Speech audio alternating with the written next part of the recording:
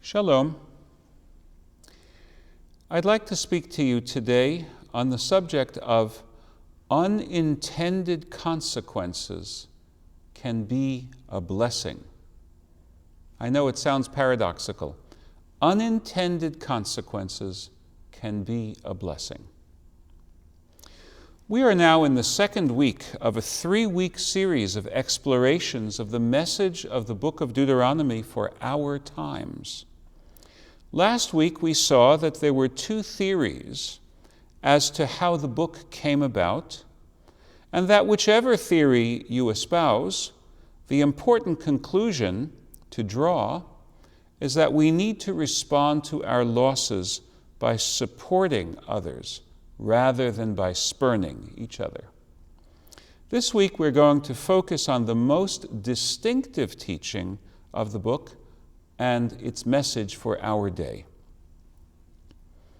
The most distinctive teaching of Deuteronomy, I say that because it's unparalleled in the other books of the Pentateuch, is the commandment in chapter 12 of Deuteronomy that there must be one and only one central sanctuary where God will be worshipped using animal sacrifices.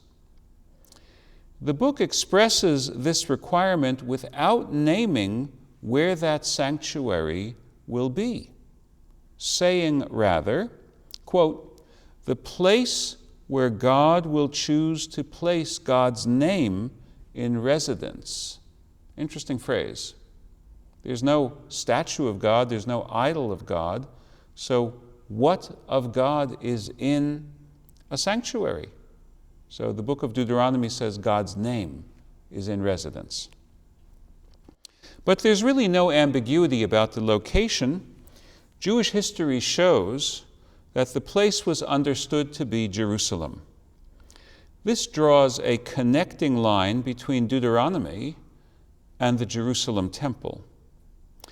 We believe that the good King Josiah, living in the 7th century before the Common Era, was fulfilling the mandate of Deuteronomy when he decommissioned all the shrines in his kingdom of Judah other than the Temple of Jerusalem, and when he retired the priests who had officiated in those shrines. Why doesn't the place named Jerusalem appear in Deuteronomy?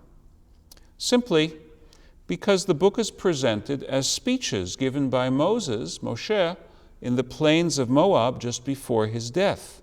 From that perspective, any central shrine would have sufficed, so long as God had consented to grace it with the divine presence. Jerusalem held out as a Jebusite city until it was conquered centuries later by David. Nevertheless, Jerusalem, and not Samaria or Gilgal or Bethel or any of the other famous old shrines, was the earthly center of the Jewish religion. In the days of King Josiah, the northern kingdom had already been destroyed, and Jerusalem was the only capital left where Jewish worship could be centralized. This centralization of worship of God had a profound and yet unintended effect. When, a half-century after Josiah, the Babylonians destroyed Jerusalem and its temple. That meant that animal sacrifice was discontinued in the Jewish religion. It resumed 70 years later with the Second Temple, but an important precedent had been established, namely, that God can be worshipped in a different way than the one envisioned and elaborated in the Bible. So when the Romans destroyed the Second Temple, 1950 years ago, there was already a precedent for the survival of Judaism. As we had withstood the destruction wrought by the Babylonians, so too could we withstand the Roman plague. Let's recognize how strange and yet inspirational this is. At some point in the 7th century before the Common Era, a righteous king wanted to rid the existing practices of sacrifice from the pagan folkways that were persisting in the country shrines. And so he limited the sacrifices to Jerusalem. He probably had no thought that he was preparing for the conditions that Judaism might dispense with sacrifices altogether. But that was the unintended consequence of King Josiah's reform. Consider how the book of Deuteronomy changed the nature of the problem facing the Jewish people when the first temple was destroyed in the year 586 before the Common Era. If not for Deuteronomy, the Jews might simply have built a replacement temple elsewhere.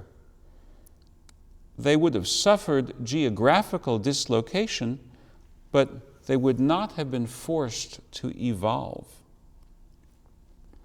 In actual history, however, on account of the acceptance of Deuteronomy as the biblical word on the subject, Jerusalem was the only place where there could legitimately be a temple, in the biblical sense of a sanctuary containing an altar on which animals were sacrificed. There was, in fact, one temple built by Jewish mercenaries living in Egypt, but it never gained official sanction. And when it was destroyed, the authorities in Jerusalem never again had to face a rival temple. So ultimately, no Jerusalem temple, no sacrifice.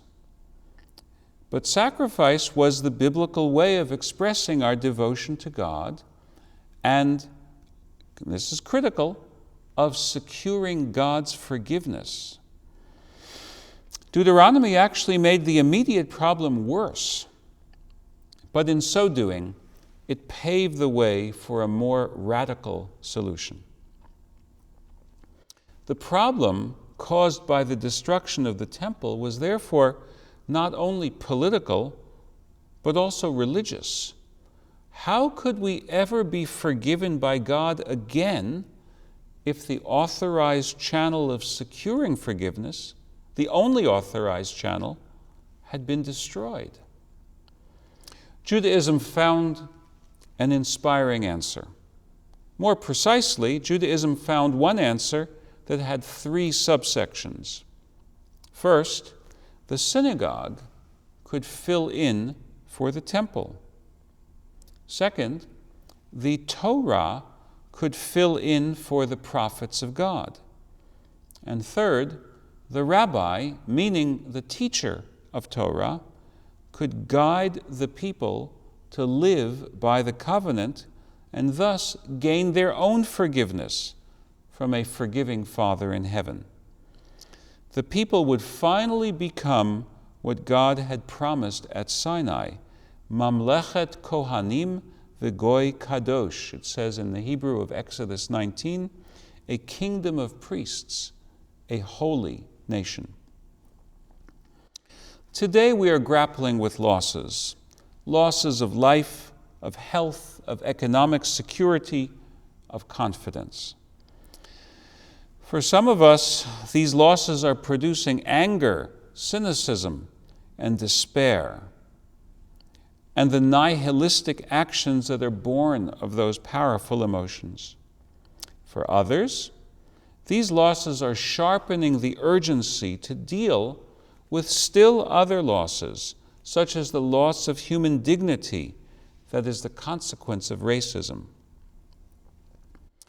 I urge you to think that the book of Deuteronomy, which is such a part of the story of the successful adaptation of Judaism to challenge and to loss, that this book can guide us in our own efforts in the year 5780, 2020 in the civil calendar, to deal with our own losses.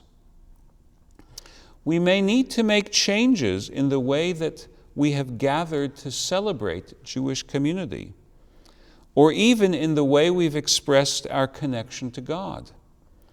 Judaism in years to come may look very different from the familiar Judaism of yesteryear. I believe that we can help ourselves to make the right choices if we ground our decisions in a close study of the Bible, and in particular of the book of Deuteronomy.